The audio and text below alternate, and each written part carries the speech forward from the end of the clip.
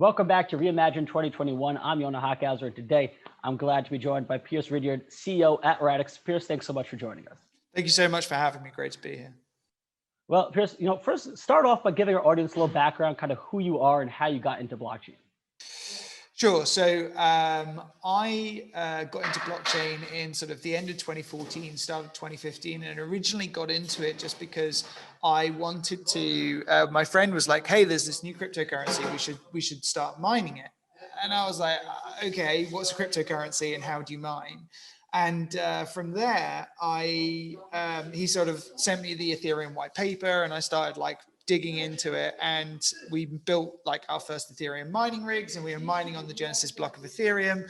And I started then going to Ethereum meetups, and I was like, hey man, this is an amazing community to be part of, an amusing place to be part of. That was sort of like my first in crypto from that point forwards. Mm-hmm. Right. And then, that is a pretty common story. A lot of people do talk about, both. It's either they discovered a white paper, either the Satoshi white paper if you're a Bitcoin guy, or if you're more into Ethereum, it's the community. And that's really cool to kind of see those contrasts. Okay, so you're the CEO of Radix. You fell in love with Ethereum, smart contracts. Now you have Radix with his own blockchain. What's unique about your blockchain? Why do you guys even need a blockchain? Sure. So Radix is the first layer one protocol built specifically to serve DeFi. Layer one just is how you describe the algorithm that a network of nodes runs. So Bitcoin is a protocol, a layer one protocol. Ethereum's a layer one protocol, and Radix is a layer one protocol. But our layer one protocol is specifically designed to serve decentralized finance. And the reason that we decided to focus on an application area was because there's a load of things that are really important to get right, specifically for decentralized finance, that if you're trying to build a general purpose ledger, often aren't as good if you take those decisions. So a good example of this, for DeFi, a really important component is this ability to be able to compose together lots of applications. If I've got Compound, which is a on-ledger lending application where I can lend out Bitcoin or Ethereum or other tokens, and I've got Uniswap, which is a peer-to-peer exchange for swapping between tokens, and I've got Aave, which is another lending platform competitor to Compound, and I want to go from Compound to Aave via Uniswap to take advantage of some arbitrage opportunity. I need to be able to do that in one transaction, because the big problem that public ledgers have is that there is actually sort of some transaction time. If you look at centralized financial organizations like the NASDAQ stock exchange, you expect trades to confirm in milliseconds. Whereas on top of a ledger, the reason that previous decentralized exchanges like EtherDelta and things like that didn't work was because you had to wait for several blocks to finish for it to match the orders. But in DeFi, the thing that people realized is you can make these applications cross-compatible, and suddenly you can do it all in one transaction. That's called atomic composability.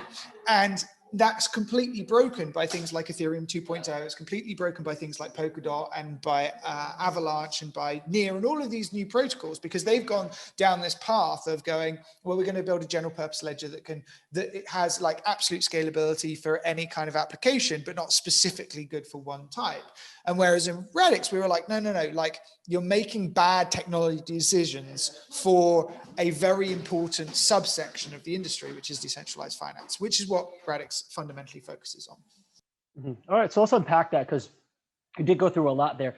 So one, we already have, listen, at the end of the day, if we look at the current ecosystem, most of DeFi is built on Ethereum 1.0. And now, while it has been hugely successful in terms of assets of value locked under value, it has been lagging behind. Obviously, its biggest crutch is scalability.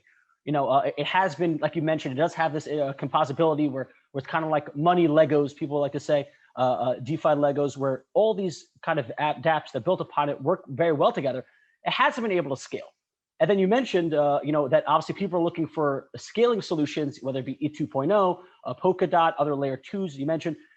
You say that those solutions actually break DeFi or ruin this composability. Well, how so? Sure. So when you have the way that every major platform is looking at scaling is via this thing called sharding, and sharding is breaking up the blockchain or the ledger into multiple composite parts where you have different nodes running different shards. And this is great because it allows something called parallelization, which means that you can go much faster because I can have things working on this shard independently of things working on this shard. And so everything can move faster because you think of it like on a CPU, you have multi-threading versus single threading. You think of the blockchain, a traditional blockchain like Ethereum 1.0 as a single thread. And then you can think of Ethereum 2.0 like a multi-thread.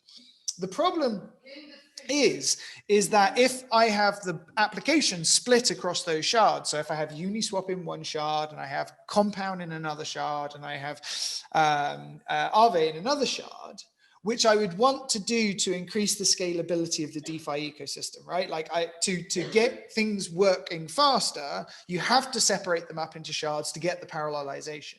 But now what has to happen is it has to be confirmed locally on shard one. So, okay, I'm withdrawing from Compound. That's confirmed on the shard. It goes onto the beacon chain. And now I'm trying to swap on Uniswap. That then has to be confirmed on the beacon chain and then come into the Uniswap shard. It then has to complete on Uniswap and then be confirmed on the Uniswap shard, then go back onto the beacon chain and then go across to the Aave shard and then confirm in the Aave shard, which you now go from a single transaction block, something that can happen in a single transaction and can happen all together or not at all. That's what atomic means, basically. Either everything succeeds or it fails.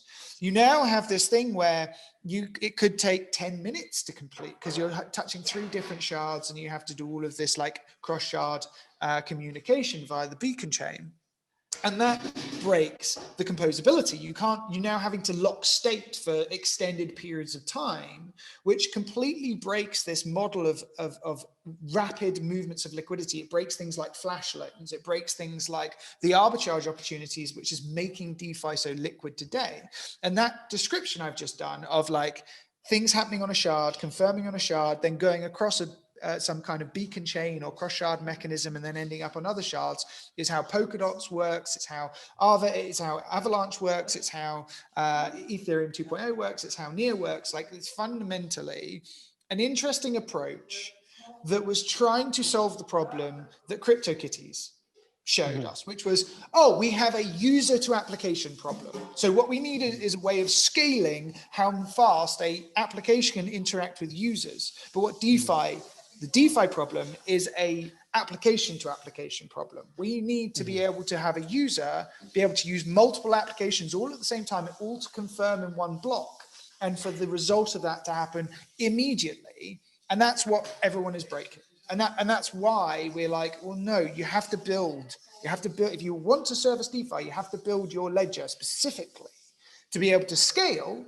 Like DeFi is going to be millions of transactions per second in the next couple of decades, right? Because of the complexity of it, because of how many, like me as a user doing a trade on Uniswap results in maybe 3 or 4 other transactions that are arbitrage transactions off the back of that. So one transaction isn't one transaction. One transaction is 1 or 10 or 50. And that's fundamentally why you're going to see a massive explosion of transactions. So we have to have scalability. We have to have scalability with composability. And that's the fundamental issue that is not being addressed by the industry at the moment and what Radix was built to fix. Well, I mean, I think everyone agrees. I mean, that's the goal. The goal is to have a scalable, composable, like this all, kind of this one thing the layer that actually could solve all these problems. So how are you guys doing it? What is your solution that actually addresses the scaling and also the composability all in one? This is the point where you're like in the pre-briefing, you're like, don't go too technical, and then you ask me a question which I like kind of have to go technical. Go for it. Man. I'll try and keep it not too low level. One of the key breakthroughs of Radix, like we spent 7 years researching and developing scalable consensus. And one of the key breakthroughs that we created is this thing called Cerberus, which is our consensus mechanism, which we have, had independently verified with, we work closely with the University of California, Davis and their blockchain research team and all that kind of stuff. But the basis for Cerberus is this way of going, right, you can have multiple consensus instances happening all at the same time. But if you need to, you can braid them. You can essentially stitch them together across multiple shards. So you can have what's called asynchronous consensus, i.e. consensus that happens completely independently of any other shard or transaction, and synchronous consensus when necessary. So the way this works is, if a transaction is hitting, or let's say a smart contract call between Aave, Compound, and Uniswap is hitting 3 different shards, then the consensus mechanism is designed to allow those shards, the nodes in those shards, for that particular transaction to all communicate and synchronize at the same time, so you get the atomic composability. But because consensus is done as the actual consensus operations of a chain, of a shard, is also parallelized. So on a shard, I might have 5 different transactions that are not linked. They're completely separate addresses to completely separate addresses.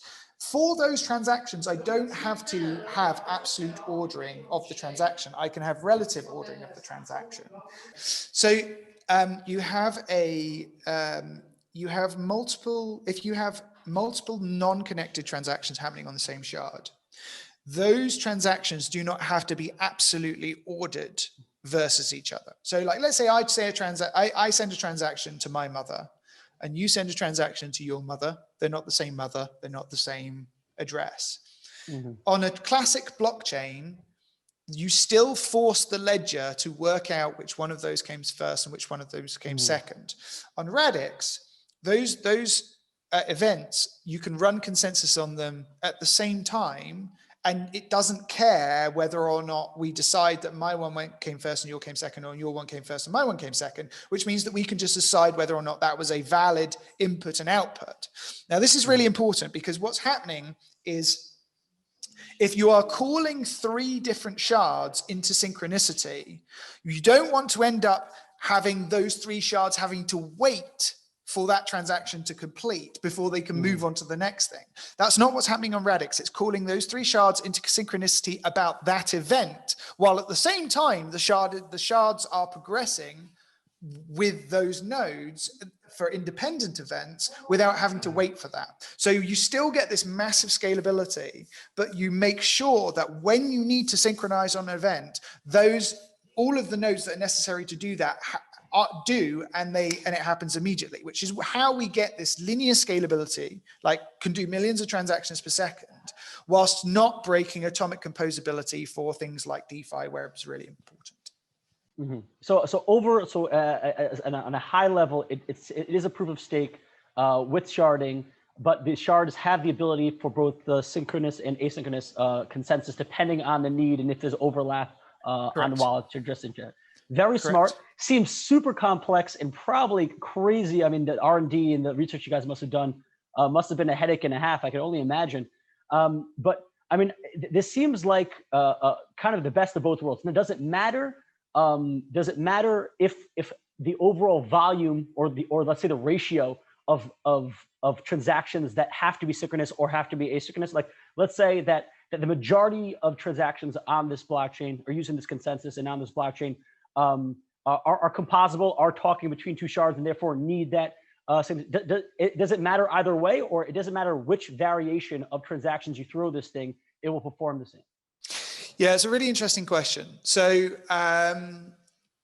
the answer is essentially it depends. Like there's like another level that I need to talk about here, which is that the shard space, like most sharding on public ledgers, is in like the tens or hundreds of shards.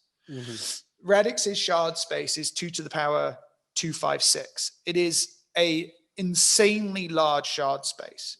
So what that means is that every single transaction is a cross shard transaction. The consensus mechanism is built around the idea of cross-shard communication, not about trying to what's called laning transactions, which is you're trying to force as many transactions as possible to be in the same shard, which is what everyone else is trying to do. Right. And so as soon as you realize that, you realize that the consensus mechanism is by default a cross-shard consensus mechanism, not by default an inter-shard, right? So every transaction to some extent is touching multiple shards. The point is that the way that the nodes are servicing those shards means that you will only ever be touching a subsection of the nodes in the network to do any given transaction, which means that you still end up with this parallel consensus mechanism, but you are able to ensure that you're always able to compose the transactions you need to. Now, obviously, the more nodes you include, the more processing overhead of the entire percentage of the network you're including in your transaction. So yes, that does reduce the throughput of the number of transactions that can be done of that type. But the more shards you're touching, the more it actually costs you in fees. So there's a related economic cost to calling larger amounts of the network, which means that the nodes are kind of fine with that. Like if there's more cross-shards transactions happening, they're getting more economic incentive to process that. And so you end up getting this balancing act between lots of things that want atomic composability between lots of applications and lots of nodes who are like, that's cool, we're earning fees, whilst at the same time making sure that the fees are sizably less than what we're seeing in Ethereum at the moment, because you don't have the same level of network transaction of congestion that's causing the issues in Ethereum. That's a really cool concept idea. I've first time I'm hearing of it. That does sound conceptually very cool based off what you're saying. I wonder then, do the validator nodes, they're not really tied to any particular shard? If inherently transactions will mostly be cross shard, then validators are kind of just, are they responsible just for, are they tied to any particular shard, or is it just kind of, hey, this transaction requires, shards 1 through 1,000, and they'll be the validator for all those shards? Correct. So like what the nodes do is they essentially serve as much of the shard space as they have overhead capacity to do. Like if the total throughput of the network is 1 million transactions per second, and my node is able to process 1,000 transactions per second, then I'm going to be doing a percentage of the total network. Now, the way that you allocate shards is a really important category of this. Is a load of game theory that you need to apply around how you can stop people gaming being on any particular shard or having control over a group of shards, which is an important extra aspect here.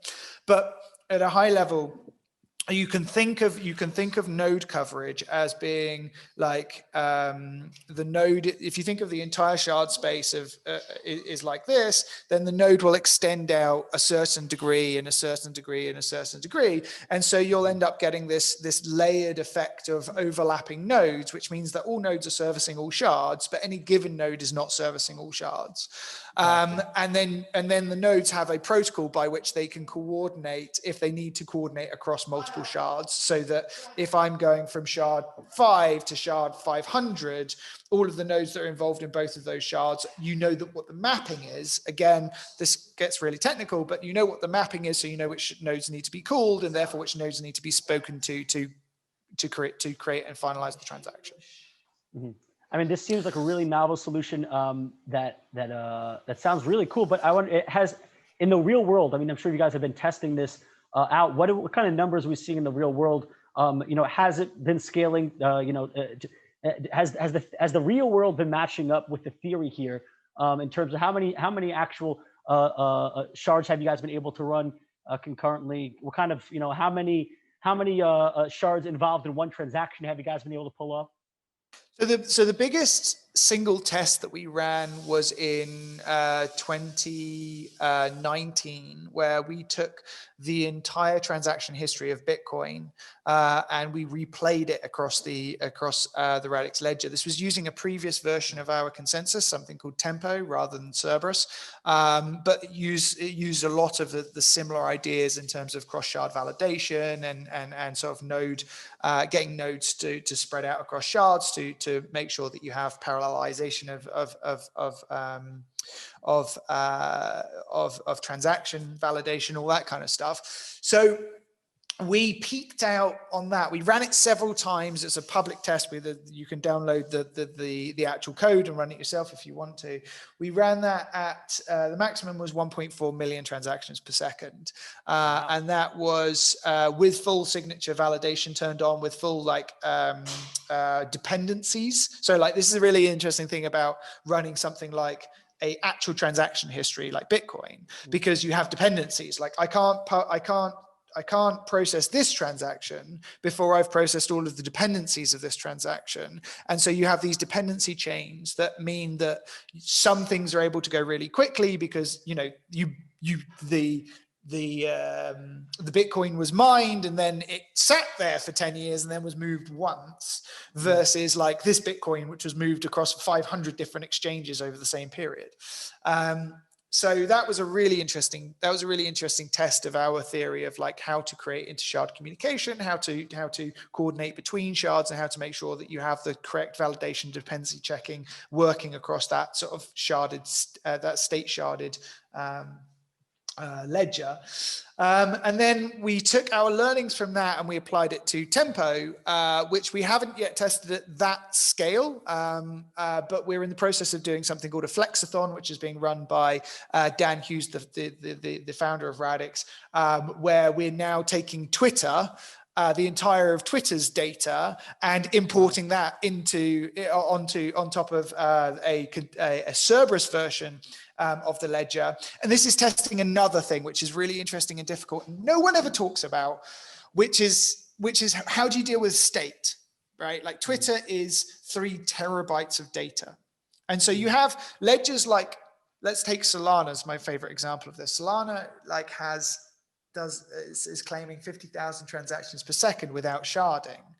And you're like, well, if you're doing 50,000 transactions per second, you're making terabytes and terabytes of data every month, terabytes of data every month. And you're requiring all of that to be stateful in every single node. Like that's all got to be in SSDs. That's all got to be in RAM. Like you aren't actually solving a problem. All you're solving is you're going, I can go really fast. And you're like, you can go really fast for a short period of time, and then you suddenly have a really big storage problem. And so the way that Radix deals with that is obviously our sharding model, and this is what the next level is to show. Not just that we can do atomic composability between these shards, but also that we've thought really carefully about problems like state management over time. And so importing Twitter is sort of the next proving point of the technology. Yeah, so I'm imagining that every node does not have to, in your solution, every node does not in itself have to hold the state of the entire blockchain. Yeah, obviously you wouldn't be able to do, I think that's what we're trying to prove with the whole Twitter thing, is to spread out. Very good. And I've some other blockchains are also trying to use that solution with rollups and all types of things. Okay, and so, I mean, like you mentioned, the thing that got you into Ethereum was this community. And essentially the community of developers, that's what's helped build DeFi on Ethereum. Is just that, like you said, that's where all the development has been happening. And so therefore, you know, there's a great product like Compound, and that gave rise to a great product like Uniswap, and all these things building on top of each other. So now you guys, let's say it passes all the tests, Radix, it scales to crazy transactions. To be a node, you don't have to hold state. You could have a gigabyte of room on your computer. That's good enough. But at the end of the day, people have to have Dapps developed on it. Now, the easiest thing is if it is EVM compatible and they're able to throw their bridge their Dapps from Ethereum to Radix. Is that going to be possible? Do developers, will they have to start build from scratch Dapps on Radix, or are they able to just port them over? So really interesting question. So the short answer to that is yes, you can port Dapps to Radix. The longer answer to that is sort of like, do you want to? And the reason I say that is fundamentally, Solidity is a really flawed way of building decentralized finance. The Turing completeness of it is a bug, not a feature. It means that you can have in DeFi. In DeFi, right? Yeah. Because it means that you can have like all of these things, like the recursion error that caused the problem originally with the DAO hack, because continually rearing its head. It was the same problem that YFI had when they went live, or a similar version of it. And the way that Solidity forces you to write is weird. Like they went with JavaScript like language, but the thing is JavaScript is not a very good, it's not a very good language for things like formal verification. It's not a very good language for actually describing systems in a way that you want to have strict rules about how it functions. And it fundamentally means that, like, if you look at any of these applications, if you look at Uniswap at just the code, and you look at Compound, just the code on Ledger or Aave, really quite simple. Like intellectually fascinating, great game theory, great system design, but as a piece of code that's actually developed, like compare that to just a stupid game app that you have on your phone, and you are talking like hundreds to thousands of times more lines of code in like a stupid game app you have on your phone versus something like Uniswap or Compound. So why is it so difficult to build these things securely? It's difficult because of how the execution environment works. So the Ethereum virtual machine. It's difficult because of how Solidity works. And it's difficult because of how of like the process you have to go after. So security auditing and all that kind of stuff. Like, a security audit can cost you $1 million, which is insane. Like you build the code and then you have to go and ask someone to go, is this secure? And they're like, yes, we'll check it. It'll cost you $1 million. So Radix has taken this approach of going, let's just slow down a second and look at what we're trying to do here. We're trying to build the foundation of the next financial revolution. We're trying to make something that fundamentally people can trust their life savings with, they can trust their pension with, they can trust their mortgage with, that they can trust their life to, and the results of their labor to. And like, so how would you, and there's a load of other priorities there as well. It's like the developers have to feel like they can pick this up and run with it. Like you look at the developer space in DeFi today, it's tiny developer space. And the risk profile of those developers is off the charts. Like if you sit down a standard developer and you say to him, look, you can make a huge amount of money here, but what you have to be okay with is all of these things. The risk that you'll lose other people's money, the risk you have no idea what your code's going to do, your really buggy, janky way of coding. You're going to have constantly to deal with this worry that you're going to get hacked. And like, by the way, there is no good testing environments. There's no good testing frameworks. And you're kind of in the Wild West when it comes to dealing with crypto. People might come and hack you. They just go, no, like, I'll just sit here and work at Google for a bit longer because that's great. And that's also to do with how the coding environment works. So we said, look, let's just take a step back and go, how would you describe finance properly? If you wanted to describe decentralized finance and the tools that are there, like how would you create a coding environment that actually services the users and the developers so that they can go, right, this is really easy for me to just go ahead and build something, but it also feels much lower risk. I don't feel like constantly worried that I'm going to lose other people's money or that it's going to blow up in my face. And that's where Scripto came. And that's where our entire, we have a strong hypothesis, a strong opinionated hypothesis about what the right way to build decentralized finance is from a code basis upwards and from an execution environment down. And so our execution environment is programmable conditional finite state machines, which again, this is really like technical low-level stuff, but like if you go and look at any transactional system that is built in the modern day, that is built for high performance, low like error rate, it's all conditional finite state machines, like the matching engines in the New York Stock Exchange, conditional finite state machines. Why? Because it's like nuclear power station control systems, finite state machines, a traffic light control system, finite state machines. Why? Because it's a really, really good way of making sure that a system can only be in a certain number of states. right? Mm-hmm. So we don't have Turing complete execution environments. We have conditional finite state machines, which just means that you have high assurance that if I say it can only be in 3 states, it can only be in 3 states. It can't get into a super state, can't get into a weird state, can't end up with recursion errors and stuff like that. So from a developer's point of view, I'm like, cool. If I write this language, I know it's going to execute how I expect it to. And so therefore my cost of making sure that things are right, like going and getting it audited, which you still should go and get it audited, aren't millions of dollars, they're thousands of dollars. And then the other side of things is the language itself. Like Solidity tried to go and say, we want this to be the language of the web. So let's make it like the language of the web to build on top of public ledgers. But we're not talking about building the web. We're talking about building finance. So what we've said is, well, let's make it the language of finance, but let's learn from decentralized finance and go, well, what actually makes sense as decentralized finance? Like, how is decentralized finance different from finance, and what do we actually need to be able to describe in a really intuitive way? Things like pools and shares, things like LP tokens, things like liquidity mining, all that kind of stuff. How do you describe that in a really intuitive way for developers to be able to take what's great about decentralized finance but build it in a way that is suddenly a hell of a lot easier?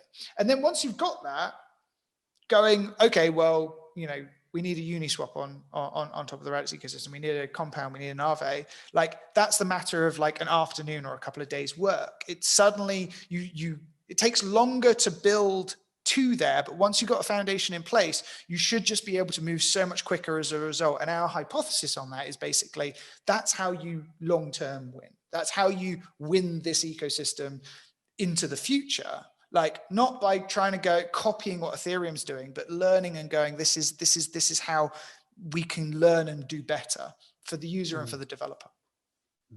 I mean, that's one, you know, that clearly you seem like you know what you're talking about. You obviously know coding more than me, and you highlight these issues that, I mean, I think we all see and know. I mean, anyone who's been watching the space, even from the early days of the DAO hack, you know, down to even just looking at DeFi with, you know, with flash loan exploits. I mean, essentially, that's what it's exploits. It's people, right, you know, either poorly written smart contracts, maliciously written smart contracts, right? And these are possible, like you mentioned, because of kind of this Turing complete open nature of it, and kind of and so that does sound exciting. Just, you know, a finite state system. But I wonder, does this at all limit or put a ceiling on the capabilities? So it will be secure. It won't have the exploits that you know, Ethereum DeFi has, but does it limit at all functionality or the ceiling for functionality? Because you mentioned, oh, we need a Uniswap, we need a compound, but what about those things? Those are today's DeFi. What about the DeFi tomorrow that we haven't even thought of yet? Will building it like you're building it limit functionality at all? The ceiling for functionality? It's a really interesting question. It's something that I've like pondered a lot about, and my hypothesis on this is no. And the reason is that I think there's 2 domains of finance. One is describing the systems and the products. So like, you know, continuous function market makers, lending markets, derivatives, options, all that kind of stuff. Those tend to be finite state machines in and themselves. If you look at all financial products, you can go, they can all be in these states based on these conditional inputs, right? There's very few financial products that have to do like a full Turing complete iteration process within them. A lot of those that do are actually financial optimization products. So like, how do I make a decision about what should be in my portfolio? How should I make a decision about what what I want in my portfolio is a good one from the point of view of let's take Markowitz efficient portfolio theory, right? Where you're going, I need to look at the covariance of a universe of assets and decide based on that universe of assets, which of that sub-universe I should have in my portfolio. That's the kind of thing that machine learning and AI is really good for. It's this kind of thing that quantum computing is actually really good for as well. I don't think it's the kind of thing that computing on ledger is necessarily good for. And I think that it's really important to recognize domains. Like a lot of people started off going, well, these ledgers are for everything. And if they can't do everything, then they're not worth talking about. And it's like, no, like the internet's for many things, it's not for everything. And like cloud computing's for many things, it's not for everything. Like there are domains in which you use different tools because they are the better, cheaper, efficient way of doing it. So I think that the domain of like massively high powered number crunching, where Turing completeness does matter, and like processing of like multiple input statistical like analysis, all that kind of stuff. That seems like to me, you don't want a decentralized ledger doing anyway, because it's an expensive thing to do in the first place. And then you're making it more expensive by forcing many computers to do the same work in duplication extensively. Like that doesn't make sense to me. Like it seems like there's going to be mechanisms for distributed or decentralized computing and mechanisms for the description and control of finance. And I think those two things can be compatible, but I don't necessarily think they're in the same domain. Now, I could be wrong about that. So like in answer to your question, like, does it limit what is possible in decentralized finance? My answer to that is, I don't think in any way that matters, because of this separation of domains. But we'll see. Like and like if it does, my answer to that is the benefits of limiting it in this way are far outweighed by the limitation of going, well, this slither can't be done here.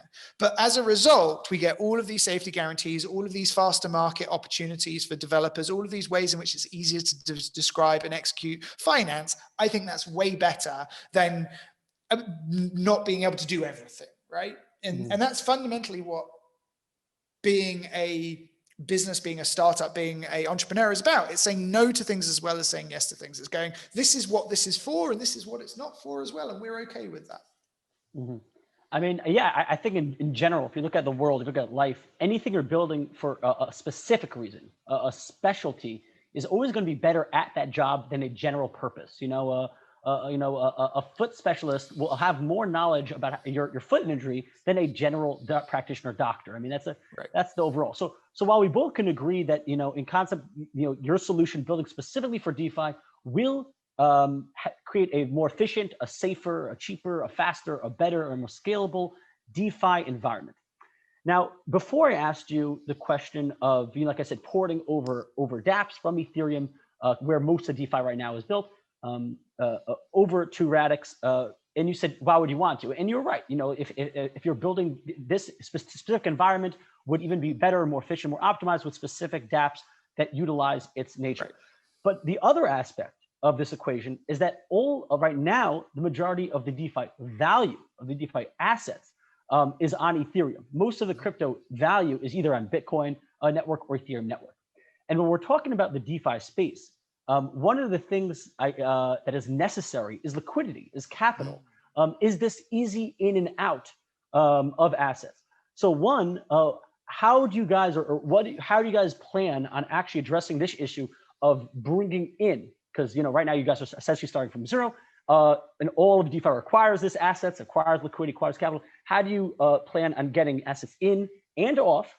Because if it's great, you have the best sandbox to play in the world. But if I can't take any of my toys from there anywhere else, if I can't take any of my winnings, what does it matter?